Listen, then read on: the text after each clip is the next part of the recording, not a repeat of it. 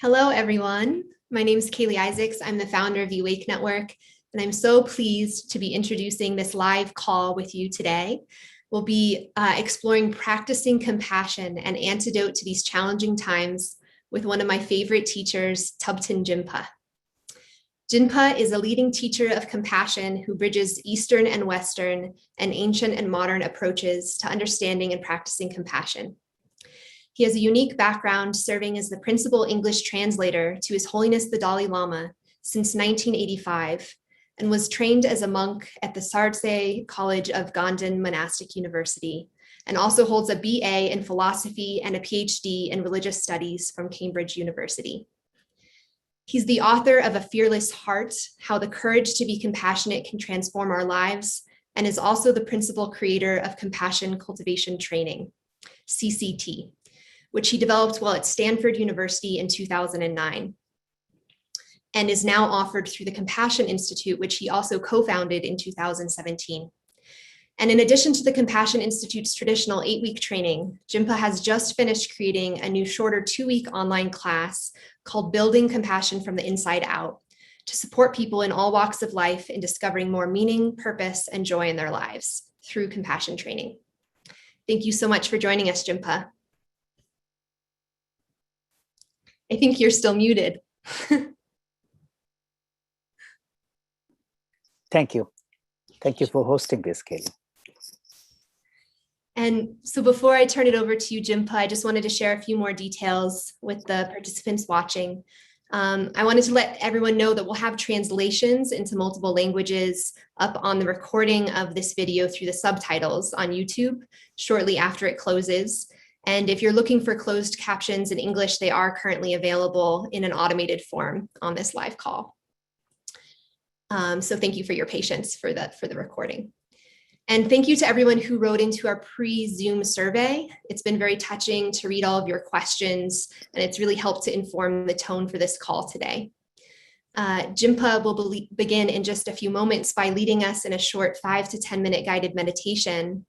And then we'll be speaking about how we can practice compassion during these challenging times. At about 45 minutes past the hour, we'll be taking the live Q&A portion of this call and hearing some of your questions. Jinpa's really excited to hear your questions and what challenges and inspirations are coming up for you. So please don't be shy to ask. When we get to that section, I'll give some more specific instructions. And also after the Q&A, I'm also really excited to say that we'll have a few minutes to hear about the two-week course that I mentioned, Building Compassion from the Inside Out. And the first cohort for that course will be starting in just over a week. So obviously, this has been an extraordinarily challenging time on so many different levels, and clearly our world is longing for more compassion. So I'm really grateful and delighted that you're joining us today, Jinpa. So without further ado, I'll pass it over to you. Thank you. Thank you, Kaylee. And I would like to express my gratitude to the Awake Network Foundation for, at the beginning for hosting this and also offering me and the Compassion Institute this platform and your community to really give me the opportunity to share some of my thoughts about compassion. And so at the beginning, as you said that, and I would like to express my appreciation to all of you, who are joining live, who have chosen to take some time off from this Saturday, which is a day off, and deciding to spend their time together, deeply thinking about compassion and how can we bring this, not just in our own personal life, but also into the larger world. So at the beginning, I would like to sort of invite everybody to join me in a very brief reflective practice, and then I will follow up with my remarks and sharing my thoughts. So for this, find a comfortable posture. All of you are familiar with the basic kind of, preparation for doing a contemplative practice. If you are not, then find a comfortable posture, whether you are sitting on a chair or on the ground, and keep your spine straight, unless you have a medical condition, but otherwise allowing spine straight facilitates a kind of a posture of alertness So once we have adopted that posture, if you wish, you can close your eyes and just feel grounded and just feel the energy of your body slowing down. And if you choose, you can use your breathing as an anchor to rest your attention so that your mind is not just going everywhere. And if not, just imagine listening to a deep silence inside you. Because for some of you, paying conscious attention to breathing at this moment of pandemic situation may be triggering. So in which case, you can choose to listen to a silence inside you. So let's do this very briefly.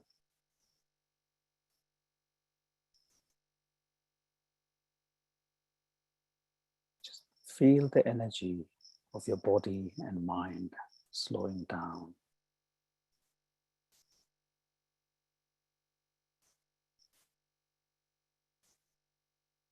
As if you are turning down a volume of a music or something. Just feel that energy.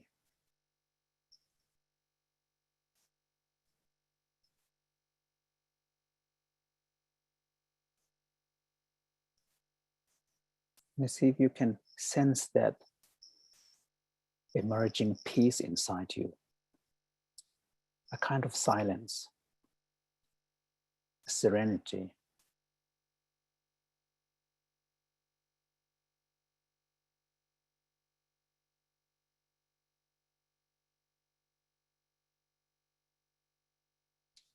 Okay, now with our mind a little bit settled, I would like to invite you to bring to your mind a moment or a time when you were able to truly feel connected with someone. Could be your spouse, a child, a colleague in need, or a total stranger who is going through a tough time.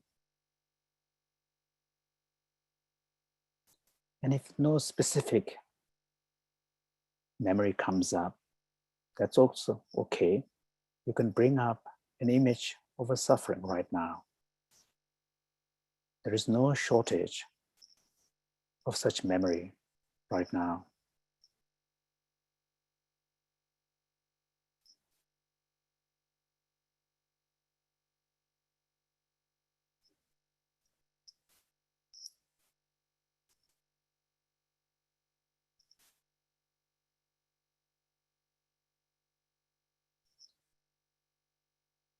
Just allow your heart to open.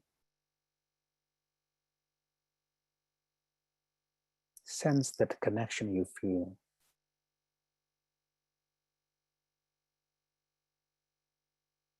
And a natural sense of concern that arises in you.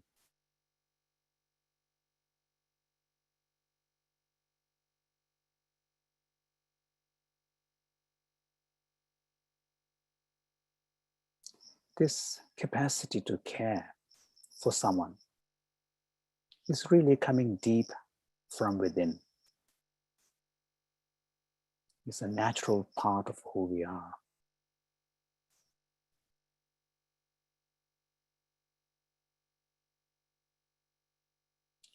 So let's now be more courageous and consciously extend that sense of caring, sense of concern to those who are right now going through a very tough time, such as in India. In my case, that's the topmost in my mind because of my connection of having been brought up there. So there are many other places in the world where right now, so many are going through a very tough time. Loss of loved ones, economic difficulties, feeling of confusion, uncertainty, fear, powerlessness.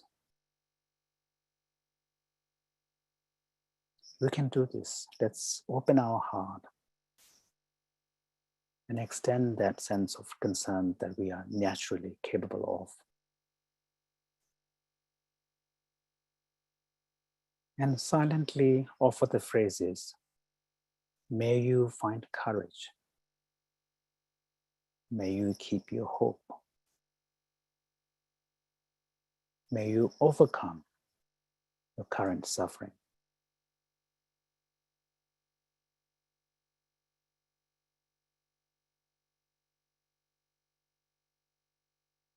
May you be okay.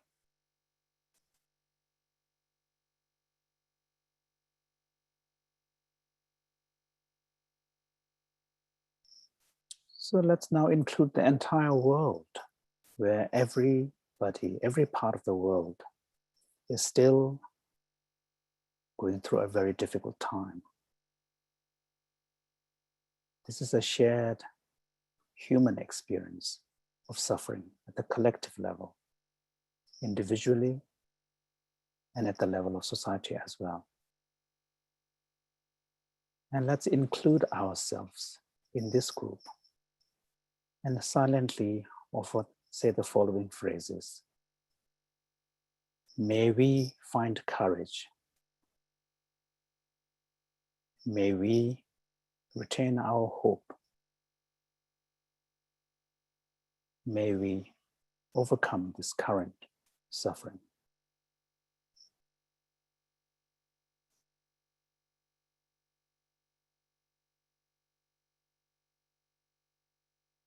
And may we be well.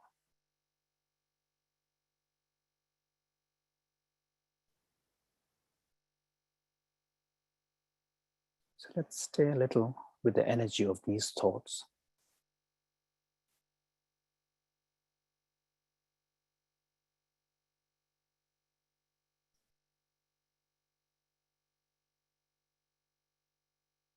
Okay, now I invite you to bring your attention back on your breathing, noticing the air coming in and out, and then back into your body, noticing the points where we feel contact, like your palms resting on your knees, and so on. And when you're ready, you can open your eyes now. So what we just went through, which I invited you to join, is to really recall a moment of experience in our life where we are able to really pay attention and bring awareness to something that is very powerful, but that is naturally present in us. That is the capacity to care for someone other than ourselves. And this really, the capacity to care for, other than ourselves is really a very fundamental part of who we are. So in the old days, it is the spiritual traditions that had language for this. For example, in Buddhist tradition, we speak of basic goodness. In the Judeo-Christian tradition, particularly in the Christian tradition, one speaks of the spark of divinity, the divinity within. But now in science, there's beginning to be language for this. For example, and part of that is coming from the realization of what are the implications of human beings being deeply social creatures. And the social creature requires relationality and a connection. And that's one of the reasons why there is such a powerful connection between compassion and well-being and happiness, which is often seen as a paradox because compassion involves paying attention, making a fuss about someone else's suffering. So commonsensically, one would think, well, why take on additional suffering if I can't handle my own suffering? But it turns out, paradoxically, by stepping out of our own narrow self-concerns and being concerned about others really opens up the courage. So there is a connection, and that comes through the social reality of who we are. There is some of you may be familiar, there's a powerful series of experiments done at Yale Infant Cognition Study Center, where children before speaking age, a couple of months old, are capable of distinguishing between helpers and hinderers. And you can go on the YouTube and find those videos. But in brief, what it suggests is that children have a natural preference for helpers than hinderers. And so it seems as if right from the beginning, we're capable of distinguishing between the goodies and the baddies. There seems to be a rudimentary moral sense in us. So these are ways in which modern science is now showing us how impulse for compassion, impulse for kindness is so deeply rooted. And I think it is really important in these days, particularly when often there are so many things happening in the world that makes us feel down, to really shine the spotlight on that part of who we are, embrace it, celebrate it. Here I remember something that really struck me powerfully when I was a young monk in southern India, at one of the teachings of His Holiness. And he was talking about the opportunity that the human existence affords us to do things. And this is part of a Buddhist discourse, traditional Tibetan Buddhist discourse. But one thing that he said that really struck me was that he said that every morning, he feels gratitude for the fact that as a human being, he can contemplate the virtues and the benefits of altruistic intention, that he can speak about them, use language, inspire others by sharing his enthusiasm about the benefits of altruistic intention. For me, that really struck me as a young monk. And this also reminds me of something that the 8th century Buddhist master Shantideva, who is, by the way, probably the most influential resource on compassion for the Tibetan Buddhists.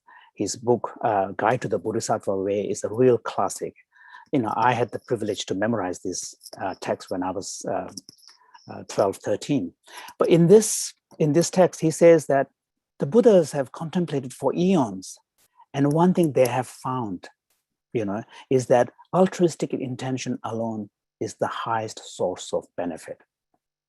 It says that with altruistic intention, those who wish to do good for a larger society can, do it. Those who wish to relieve sufferings of many can do it. And those who even wish joy for themselves, they can achieve through altruistic intention. And I think that's very powerful. And in these days, I think it is important to really pay conscious attention to this and embrace this part of who we are. And as much as possible, try to ground our sense of self-worth in appreciation of that, because that quality and capacity is universal. Everybody has it. We don't have to somehow seek and boost our self-esteem by, putting down others and pushing up ourselves. We can really take joy and take pride in being a human being and having that natural capacity. So I think, this is probably one of the reasons why His Holiness was talking about, how he expresses gratitude for the fact that he, as a human being, he can contemplate on this. I think in these days, I think it's really important, and especially for those who are struggling with self-compassion issues, beating themselves or being harsh upon themselves. I think, having a solid intrinsic sense of self-worth grounded in embracing their, social nature, I think is a powerful way to, address that problem. Another important thing that compassion does is that compassion is a powerful buffer against loneliness. Again, loneliness is, even before the pandemic, loneliness was a major societal issue, a problem, a crisis. Even people talk about, epidemics of loneliness. But in pandemics, these factors for loneliness has even become more enhanced. We were forced to restrain expressing our social nature. We have to observe social isolation. And particularly in the West, I know where I live, because of our emphasis on autonomy, quite often people live alone, if you're not married and have kids. So during this period, although being alone need not necessarily lead to loneliness, because you can think of the hermits in the mountains, who are alone but not lonely. But the fact that we live alone can contribute to that loneliness. And loneliness really kills. So I don't want to go into the details of this, but loneliness is a major source of, problem, health, longevity, and all of these problems. So compassion can be a powerful, buffer against loneliness. because compassion at the core of it is a feeling of connection with someone. And when you feel connection with someone, that completely prevents the rising of loneliness, because loneliness is an experience of alienation and lack of connection with others. So I think embracing compassion, paying more attention, trying to live from that place will be a powerful antidote against loneliness, a prevention of that. Another important point is that, compassion can be a very powerful factor for making our mind more resilient. And here, I think the way in which it does is that I think compassion fosters courage in us, because compassion demands us to step out of our shell of self, focus and make connection beyond ourselves to someone. And also compassion, and when we do that, His Holiness talks about how when compassion arises, he says the inner door opens. And when the inner door opens, it's easier to reach out and to others. I think that's very beautiful imagery of when compassion and loving kindness arising, heart kind of literally opening up, facilitating that reaching out to someone. And when you reach out to someone, you're stepping out. And in this way, what also happens is that when you are able to see your own experience and situation in the context of shared human experience, then even though we may have the problem of course doesn't go away, but we then find a completely different perspective on the problem that we have. Generally, when we relate to problems from a purely self, focus, problems tend to appear so huge in front of us. Whereas when we are able to situate ourselves in the context of other, people in our lives, then that, sort of this intensity that comes from, feeling alone is taken off, that edge is taken off, which then gives us more space to even see our problem in a particular way and deal with it.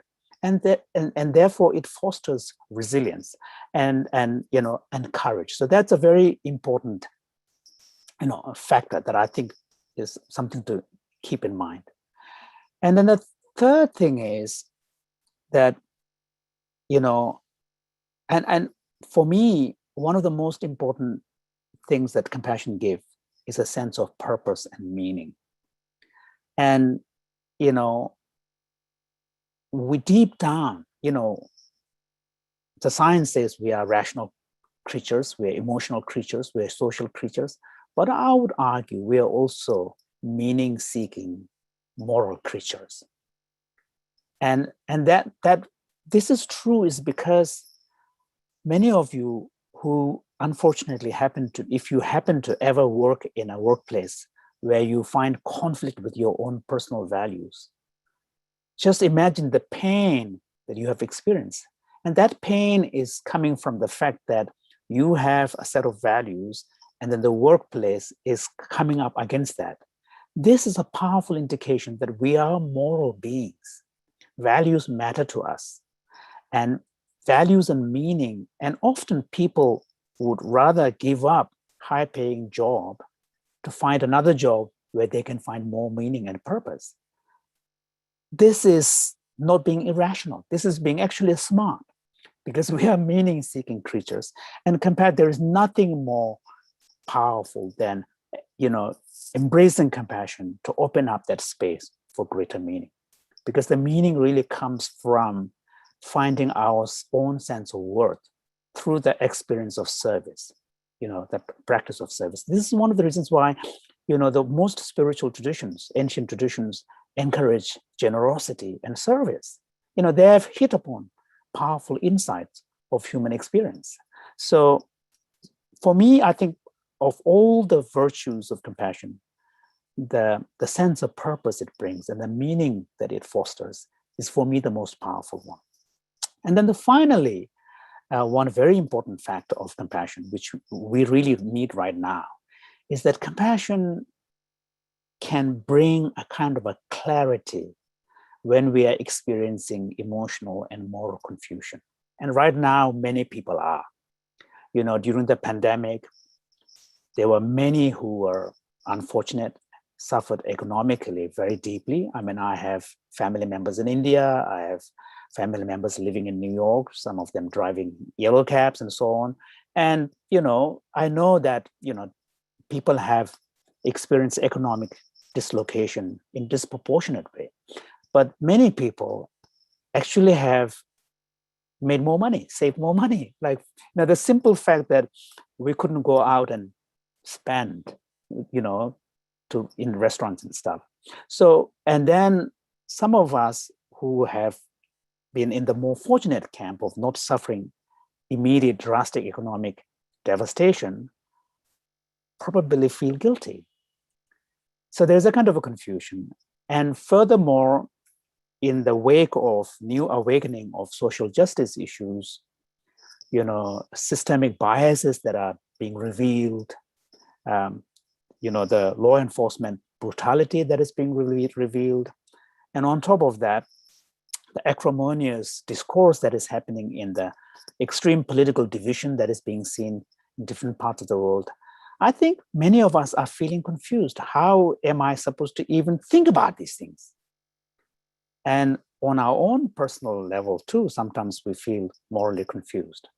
So in these kind of situations, particularly if people are feeling guilty, I think bringing compassion is the antidote.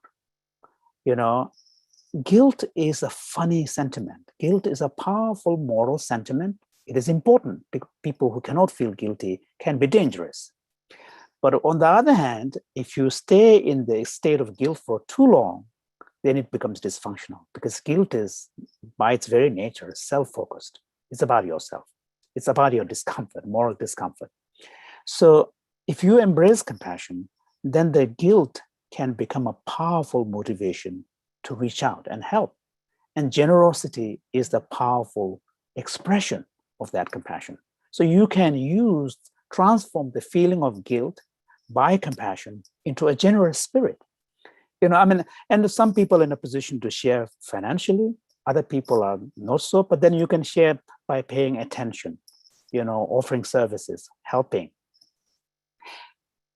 I think it's, compassion really has that power. And similarly, if you are struggling to get a handle on how am I supposed to understand these social issues that are being thrown in the news every time, I think a simple way to cut through this confusion is to ask yourself, how would I look at this if I'm to bring the lens of compassion? Whether it is the systemic bias issue, social justice issue, climate change issue, how would I need to think about this if I really bring compassion as a key perspective and attitude to this? So in this way, and similarly in your own personal feeling of guilt too, I think asking question, how can I change this if I bring compassion? And the same thing goes to interpersonal challenges and difficulties as well. Parent to child, handling a difficult, teenage, child who's constantly challenging your authority as a parent, In these situations, there is nothing more clarifying than asking yourself the question, what is the most compassionate thing to do here? So I think in these ways, I think we can really see how compassion can be a powerful, really kind of, a resource as an antidote, but also as a kind of a creation of a spaciousness in us. So what we find in the Buddhist tradition, particularly, of course, compassion as a spiritual value is universal. It is extolled in all the great traditions, not just religious, but also in the humanistic traditions. But where we see kind of a special contribution from the Buddhist tradition, which is where I come from, is the kind of, to use a kind of a common language, a technology it offers in actually paying deeper attention, being more granular in sort of differentiating the components that make up compassion. And then once you're able to differentiate the components that make up compassion, then finding ways in which each of these components can be strengthened, enhanced, developed, cultivated, and then applied. So in this sense, Buddhism has a rich resource. But having said that, I truly believe that to be able to use these resources to cultivate our natural compassion, I don't think you need very specifically Buddhist beliefs. In the end, we are talking about a fundamental human reality. And that, just as we went through the meditation, this capacity to care is there. We did not learn it. It's there naturally. The only difference is that it is up to us whether to pay conscious attention to it, embrace it, and make it a more powerful force. Because we also have many other competing forces in us. We can choose others, like a hatred and so on, but we can choose compassion, which is part of our nature. So there, I think, the technology, some of the techniques that have been developed, such as by Shantideva and His Holiness, the Dalai Lama, I had the privilege to serve him and travel extensively with him. In his general public talks, he is drawing extensively from his Buddhist wisdom and experience and techniques, but offering on a secular setting, secular in the more universal sense, because sometimes the word secular gets confused by, anti-religious kind of perspective, but secular in the more inclusive, universal sense. So I think there are clearly techniques and insights that can be applied. And the beauty of this is if we are able to embrace, first of all, become aware of our natural compassion, bring attention to it consciously, okay? And then really kind of choose to make it a basic standpoint, a perspective from which we relate to the world. Instead of using judgment and other, elements as a way of seeing the world, but rather seeing the world primarily through the standpoint of compassion, which is grounded in common human experience. And then if we also choose to bring compassion as a key motivation, because motivations are more at the level of emotion, and motivations sometimes are not obvious to us, why we do certain things. Freud has been very insightful in letting us know that many of our motivations are even not conscious to ourselves. So, and that is a powerful insight. But, therefore, when we respond to situation, as human beings, we are complex creatures, we can tap into motivations that are coming from a fear-based, threat detection. We can tap into motivation that has to do with competition, greed, acquisition, grabbing it, so that's another part of motivation, pleasure seeking. But we can also tap into a motivation that is also similarly very fundamental, which is seeking nurturing, seeking connection, seeking soothing. That's another set of motives. So we have different motivation systems in us, and compassion belongs to this third category, seeking connection, nurturing, and soothing. So if we are able to choose that as our motivation when we relate to, whether it is our relationship with our loved ones in our life, like spouses, our children, our parents or our colleagues as well, we have the choice. In the heat of a moment, of course, it's very difficult to exercise the choice. But generally, we do have a choice to tap into which system of motivation we choose. But if we're able to choose compassion as our primary motivation source, then we can clearly, be evolved to a point where actually we can begin to appreciate the qualities that someone like His Holiness demonstrates. And Archbishop Desmond, it's nothing specifically uniquely Buddhist. Archbishop Desmond Tutu also demonstrates these qualities, which is at the individual personal level, there is a deep settledness, a kind of a peace. They worry about the world, but the personal level, there isn't that kind of angst. There is a deep settledness. There is also a powerful courage in them. And at the same time, there is a tremendous sense of meaning and purpose, and also joy.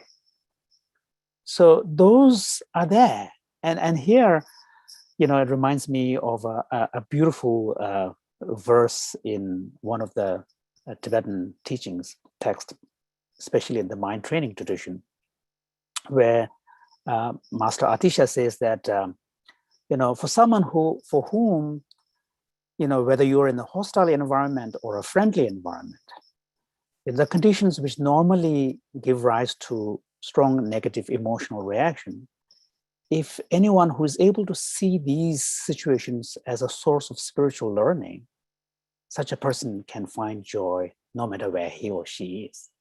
I think that's a powerful idea. And we can see this as a proof you need in people like His Holiness. I mean, we can see this. I have had the privilege to be with him, serve him very closely for many years. And I know that he displays that kind of, quality. So I think, and they, we like to think, for the Tibetans, of course, His Holiness is unique, but from a more secular perspective, he's another human being. So if he can do it, we should be able to do it. It's a matter of, the ingredients are there in us. And I truly believe that if we, tap into this power of compassion that is in us, I think there's, there is a kind of a statement attributed to the Buddha in the Tibetan tradition, which says that, what is that one virtue? When you have it in your hand, you have all the other virtues in your hand. And the Buddha says it's compassion. Now, that may seem like a little exaggeration, but I truly believe it is true. It's, they have, among the numerous virtues that are there, I think compassion really grounds everything. So if we are, and the beautiful thing of compassion is we don't have to learn it. It's there in us.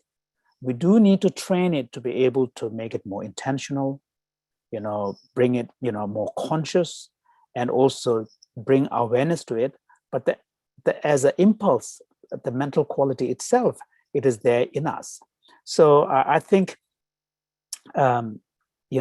this way of thinking about compassion, I think it's really helpful. At least, these are things that I myself do.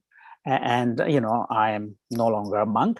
I live a lay person like everybody else, paying the bills, making a living, raising kids. So, and I find in my everyday life, looking after my aging, in-laws, I think I find these teachings and these thoughts and attitudes really powerful and helpful. And at the end of the day, if you can live a life with joy and purpose, and also create that energy around you, people around you also, get sort of, in some sense, sort of, experience a taste of that as well. And it is in this way that His Holiness envisions we can create a more compassionate society in a kind of a horizontally, not horizontally, not vertically, from one individual to others, and kind of a ripple effect type. So, and that's why I truly believe that, paying more attention to compassion and bringing deeper understanding to it, just not leaving that this is one thing that we have, and so what kind of thing. I think just making a fuss about it, embracing it, celebrating it, really can be a turning point in our individual personal life. So thank you. Jinpa, thank you so much for that beautiful practice and such inspiring words. Thank you. So we're going to take some questions from the community now. And in order to do that, what we're going to be doing is have folks ask their questions in the Q&A feature at the bottom of the page if you're on Zoom. And we're actually going to be having people come on with their video and audio enabled so they can ask their question directly. Beautiful. Yeah, it's wonderful. And so to do that, if you're interested in asking your question live with your video and audio, you can go ahead and write in the Q&A, and write live in all caps at the beginning of your question so that we know you have a functioning microphone and camera and that you're wanting to come on.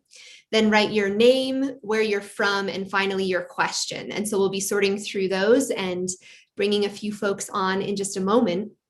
And if we choose your question, it'll take about 5 minutes, and then you'll hear me call your name and we'll bring you on right after that. So please be ready and make sure you're going to be on the call if you go ahead and write in.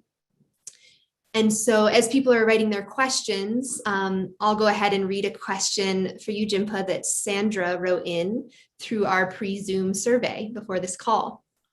So Sandra says, "Dear Tubten Jinpa, could you speak a little on how empathy and compassion are different and yet interact with each other?" Thank you. That's a really important question. And one of the things that this is where science becomes such a powerful ally in this spread of, appreciating the value of compassion. Although in the past, in the Buddhist tradition, there was some differentiation between the two, but it was not that clear. But science is now showing us that empathy and compassion are deeply interconnected, but they're actually quite distinct. And so the one simple way of looking at this is something that it's a little exaggeration, but I think it's a helpful one. This is from two doctors who wrote a powerful book making the case for bringing compassion into the healthcare systems. And the book is called Compassionomics. And the idea here is that compassion should be the interface that connects the science of medicine with the art of medicine, the practice of medicine. So that's the title of the book. So in their book, they say empathy is feeling and compassion is action. Now, that's a little bit of simplification, but I think it captures something very profound, because empathy really involves emotional connection with the need or the suffering of the other. So empathy has two aspects. One is the cognitive, which is the understanding the situation, sometimes referred to as perspective taking or cognitive empathy. The other one is referred to as affective empathy or emotional resonance. So it's a sort of a feeling for or feeling with. So you feel distress. So when you experience empathy, one would expect some element of distress if the empathy is towards a suffering person. So when you're in empathy, there is a very strong emotional component. Now, when compassion arises, an additional factor kicks in, which is the motivational part. There's a strong wish to do something yourself or wanting to see the situation changed. So even in the brain, when compassion kicks in, they see that the action regions of the brain gets more activated. Whereas empathy alone doesn't show that. So even at the level of brain, there seems to be a distinction. So one of the implications of this is that, through compassion training like CCT and others, one can learn to regulate the empathy so that empathy does not, because empathy, when it arises, it has two routes. It can turn into a personal distress called empathic distress or personal distress because you can't handle it. You get overwhelmed. Or it can go into compassion, which then leads to pro-social behavior, helping behavior. So empathy can go into two different routes. So in the end, empathy is a beautiful quality because empathy is what makes us able to connect and feel concern. But empathy, if it is not regulated, and excessive empathy is then a cause for burnout. So that's one of the reasons why compassion trainings are proving to be quite effective. And particularly for caregivers, there's a big study that came out recently, actually this year, based on a Danish study of two separate communities, but in Denmark. And these are studies on informal caregivers. These are family members who have mentally challenged, mentally ill person, a family member. They're looking after them all the time. So there were about 160 people in the study, and so the randomized and two groups received in two different locations the training CCT 8-week, and the others were waitlisted and they were compared.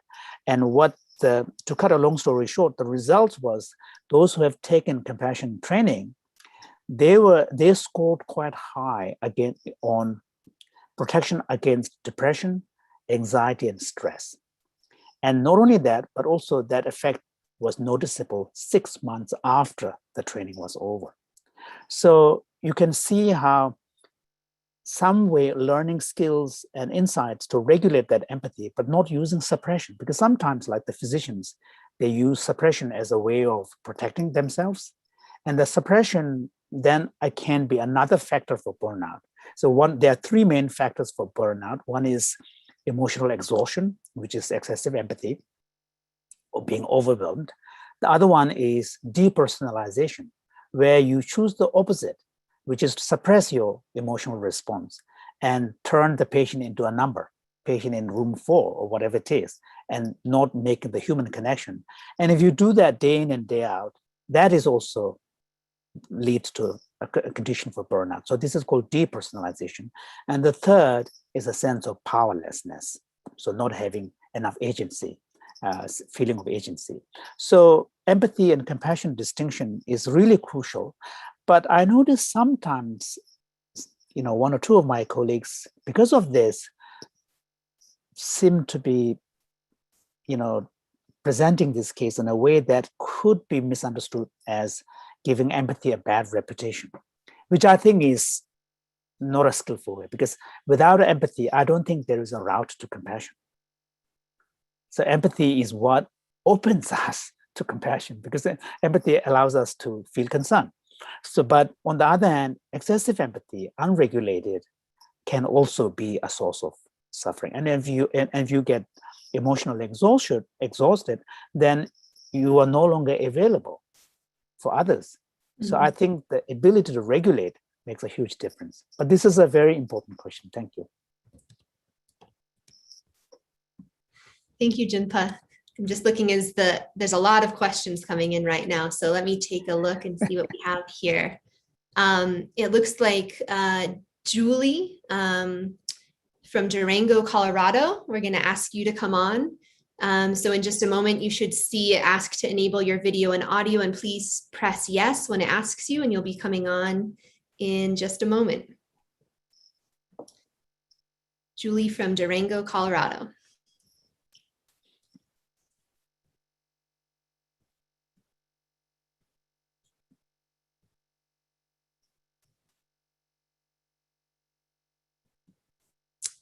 Let's see.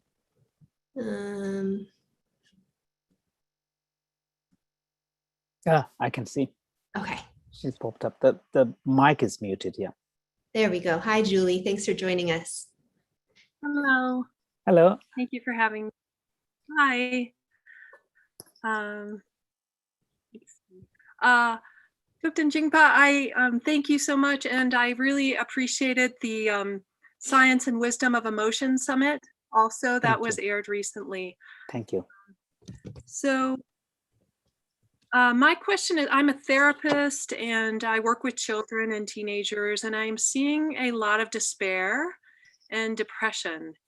And it seems like that is a block toward compassion, especially self-compassion.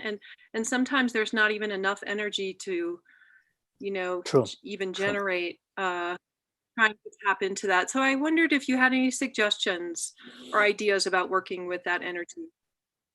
That's a very challenging one. That's one of the things that has really been a major concern for me during the pandemic, because normally many of the things that buffer us against any potential mental problem is the social network and support that we rely on.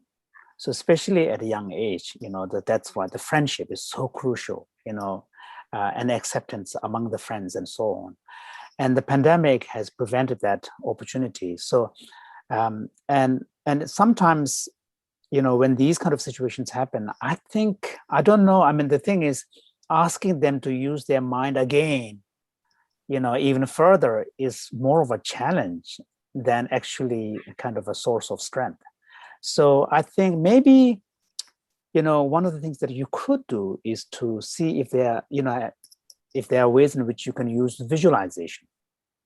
Like imagine, for example, like My wife teaches social emotional learning at a school, and one of the things that she teaches is what they call a kind of a secret garden. So each child is asked to imagine their own garden, and that is their place of safety. That is their place of joy.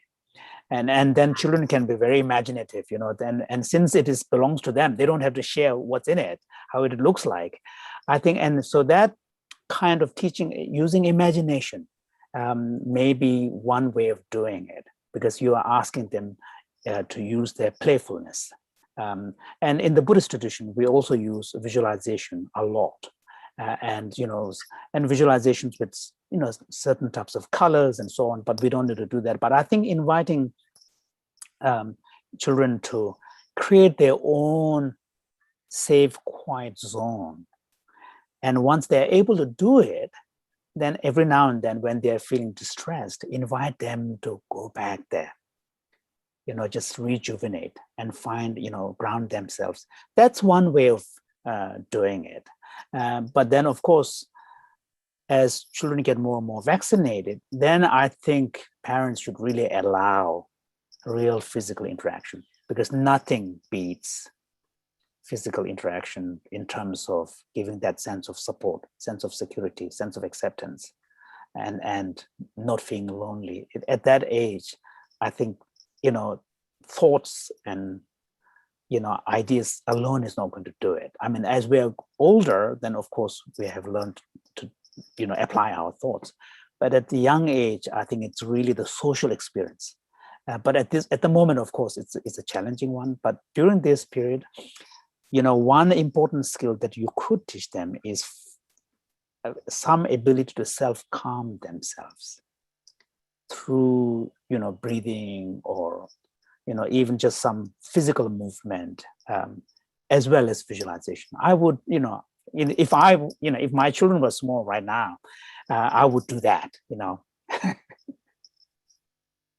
Yeah. Thank you. Thank you so much. I think I'm on the right track. Thank you. Yeah. Good. Thank you, Julie. Okay, so our next question, it looks like, is from Sally in Australia. Sally, you'll be seeing the same message to enable your video and audio. Please click yes to both, and then you'll be joining us in just a moment.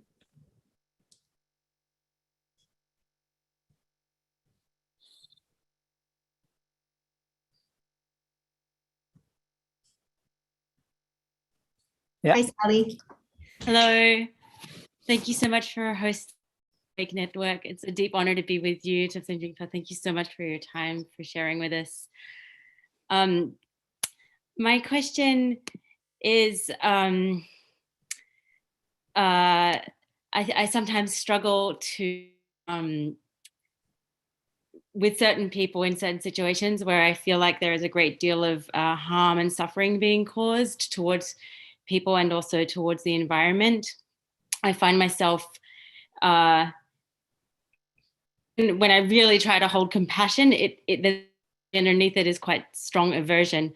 And I was wondering if you have any tools or techniques that might help me to feel that compassion for people, even when I see or feel that they're causing a great deal of harm.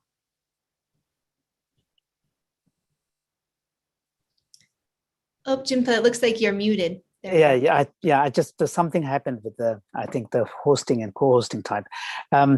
Thank you for the question. I think that's a very, very difficult one. I think with compassion training, the Tibetan tradition suggests that we take it easy. So that's why we begin with a loved one. And because, with loved ones, and in fact, not just a loved one, but an easy target. Like, for example, if you are a parent, if you have a teenage kid that you are having a conflicted person, parenting issues right now, then that child is not the right, easy target. So for parents, infant child is very easy. So I think the idea here is to really allow our natural capacity to arise as they do, and then bring our awareness, and then gradually, because we know what it feels like, we are then able to move a step. beyond and get closer. Now, for difficult persons, I think initially, I make distinction between compassion as a feeling and compassion as an attitude and compassion as a perspective. Compassion as a feeling is very, very tough because emotions, they either show up or they don't show up. We cannot will them. Attitudes, we can will them because it's conscious.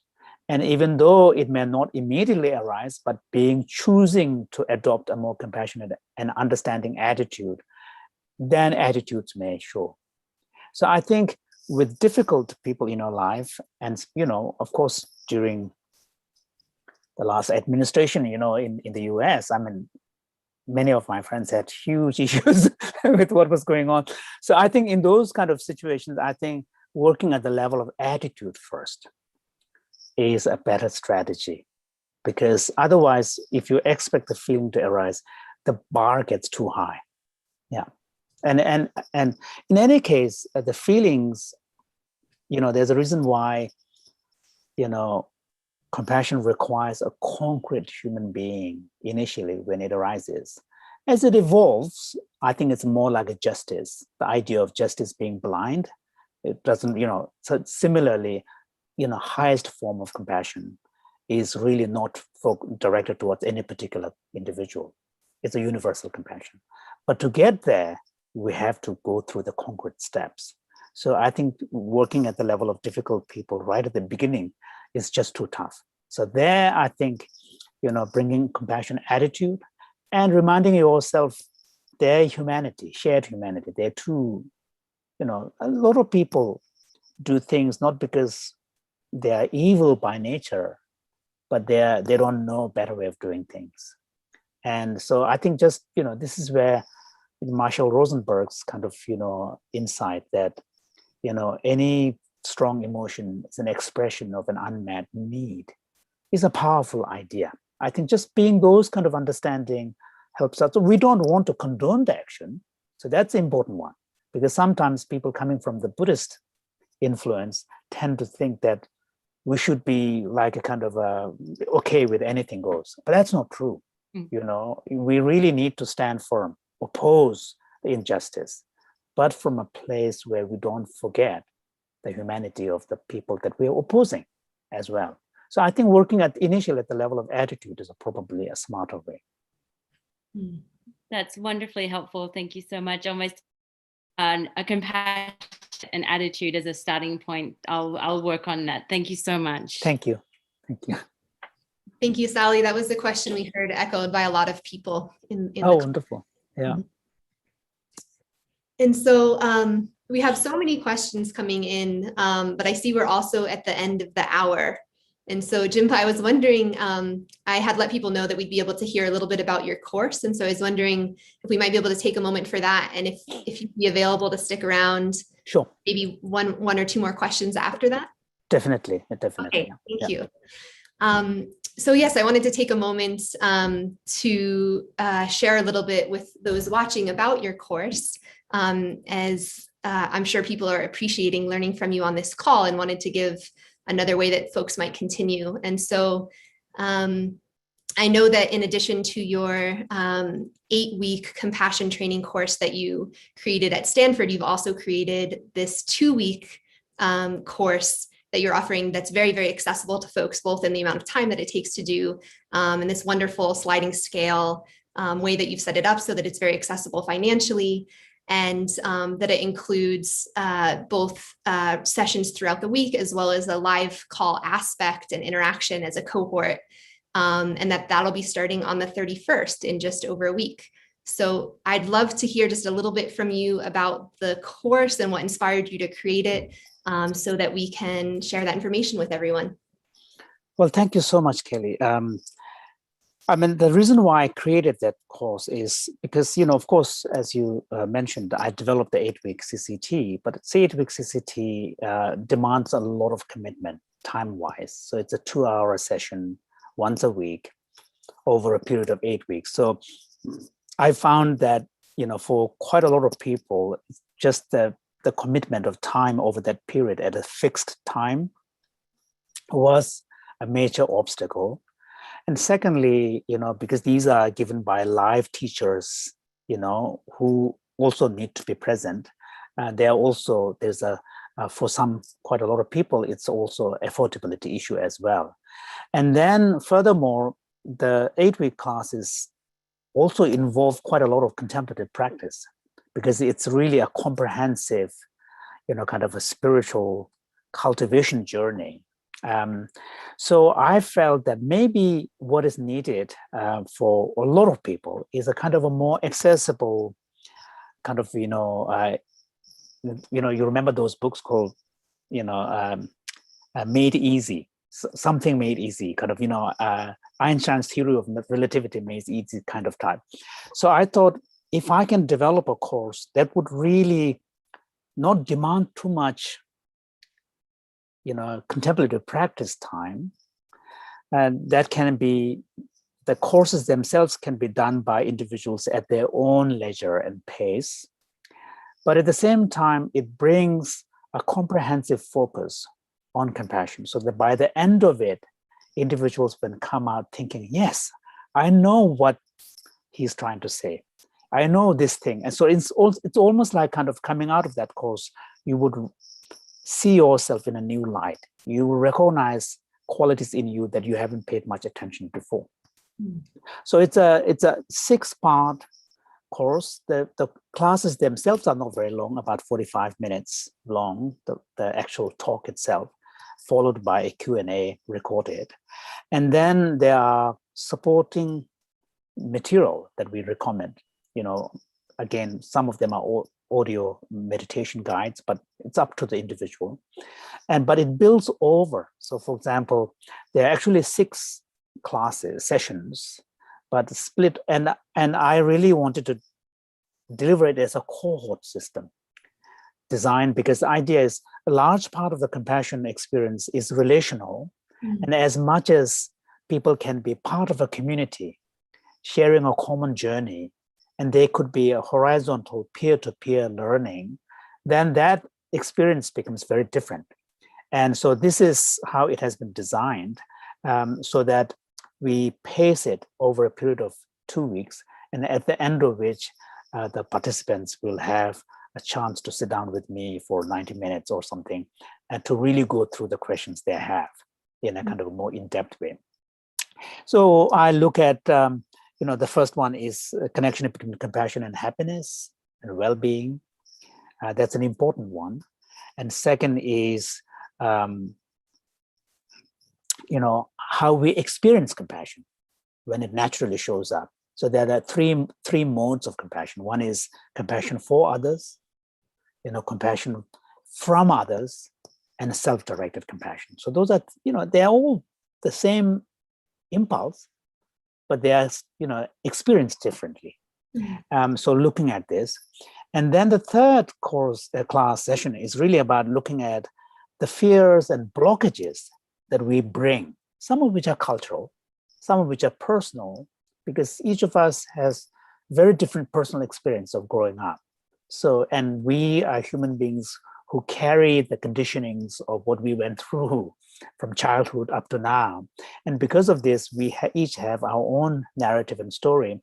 And these influence the way in which we relate to issues like compassion and so forth. So we talk about the fears of compassion and blockages that we bring.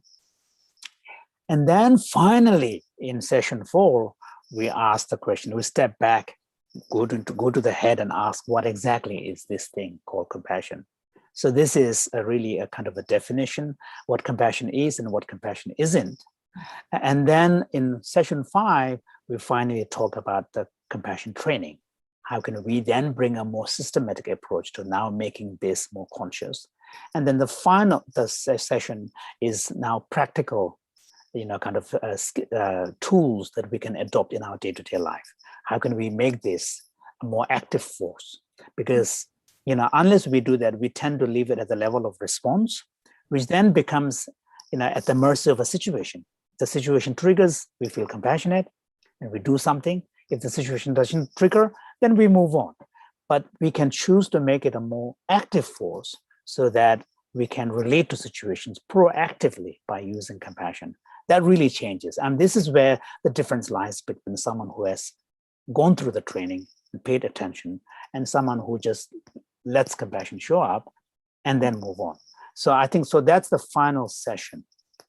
Thank you so much, Jinpa. And thank you for the generosity and intention that you've created this course with. It's really amazing and such a comprehensive overview of compassion. And so I think Awake Network folks, if you could go ahead and share the link for the course in the Zoom chat, on the YouTube chat where some folks are watching, and then also on the Awake Network website in the comments. And if you're watching this as a recording, we'll make sure to put a link below the video so that it's really easy to access. It starts on the 31st in just less than a week. If you're interested in this, I really encourage you to check it out.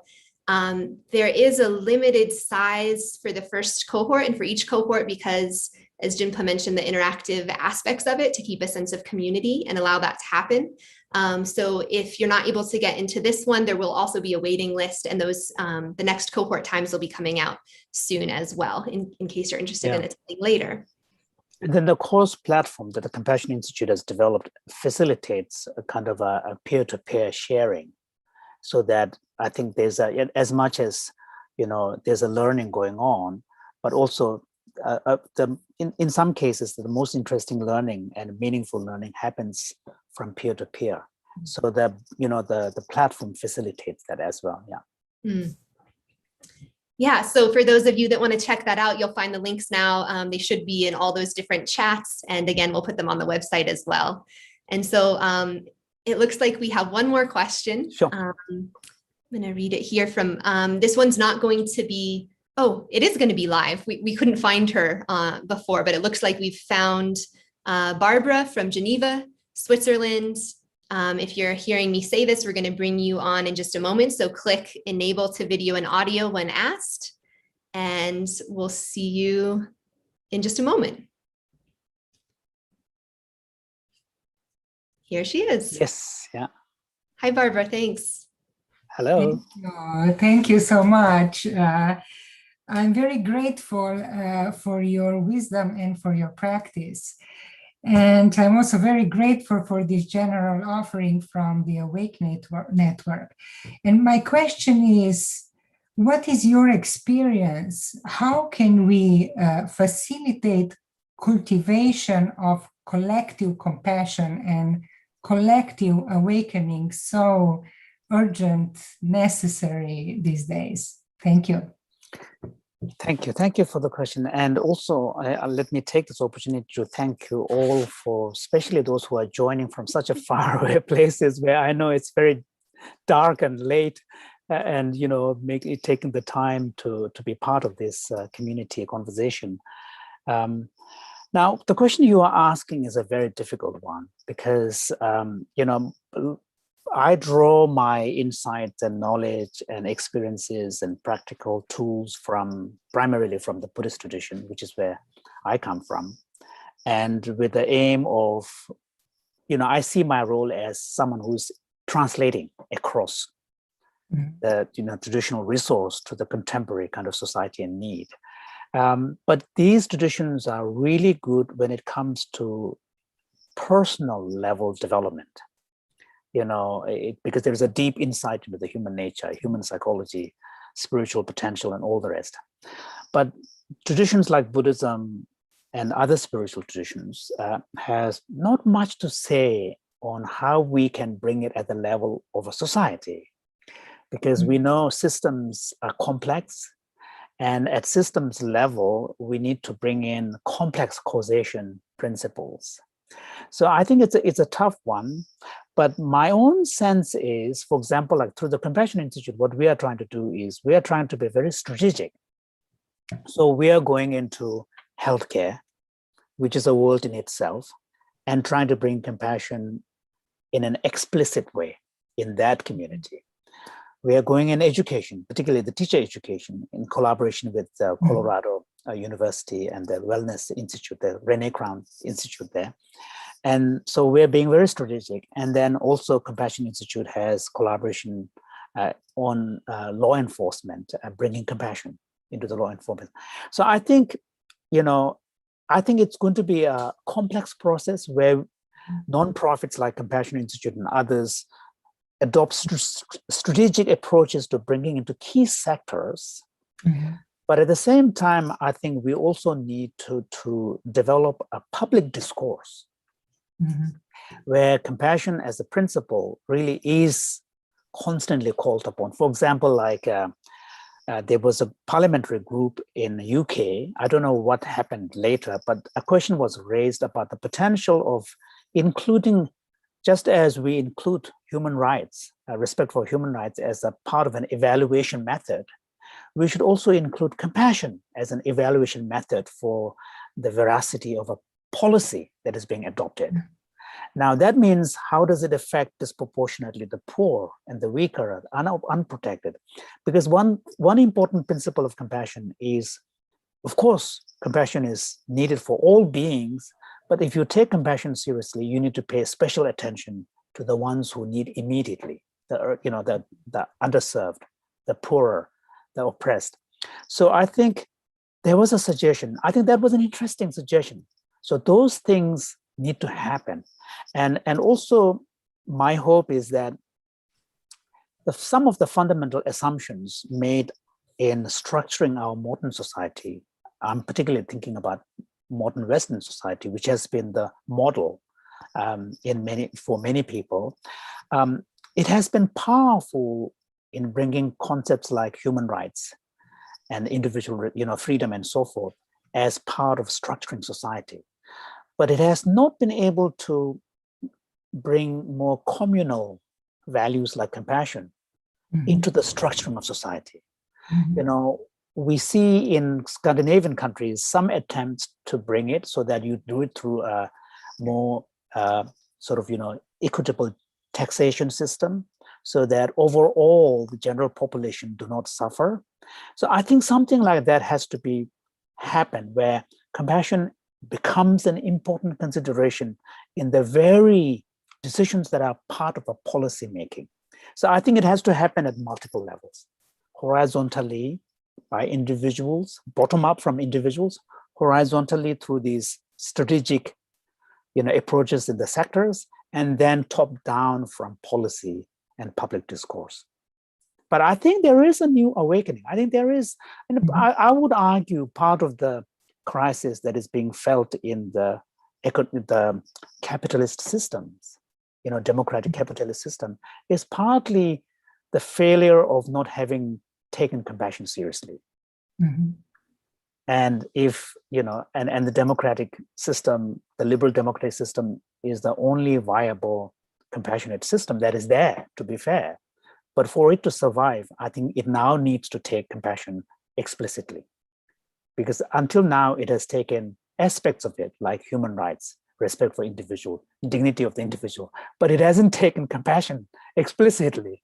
So I think these are ways in which I think people are beginning to pay attention. I'm hopeful.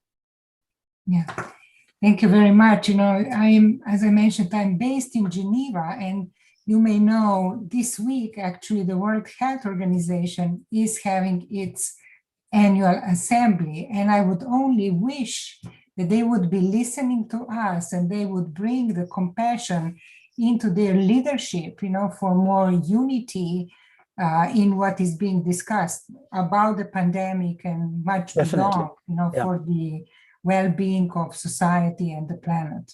Definitely. That's really missing at this point. Yeah, definitely. And it has been shown in the way in which the disproportionate inequality of the vaccine access, in the world. I mean, it's been, for me, watching from, North America, the way in which the Western democratic countries handle this whole vaccine issue was, very discouraging, Thank you. Thank you, Barbara.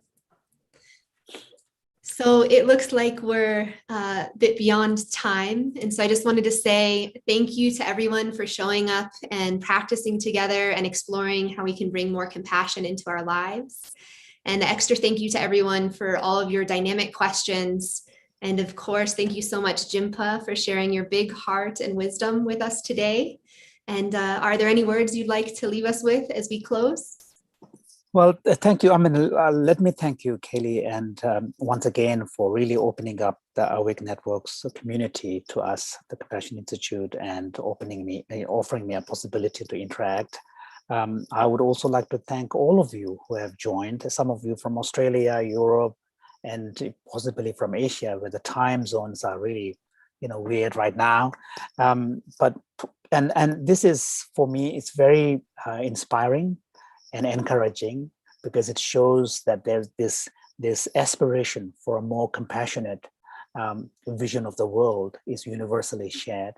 And I would like to ask you all to be active advocates of compassion, and by creating a more compassionate society, everyone stands to benefit, including the animals and planets, animals that share the same planet with us, and of course, the planet itself. Thank you. Thank you so much, Jimba. And just as a reminder, we'll have the link to that course that we had mentioned earlier below this video on the page for anyone that wants to check it out. And thank you so much to everyone for joining us. We'll see you next time. Thanks, Jimba. Thank you. Thank you. Bye-bye.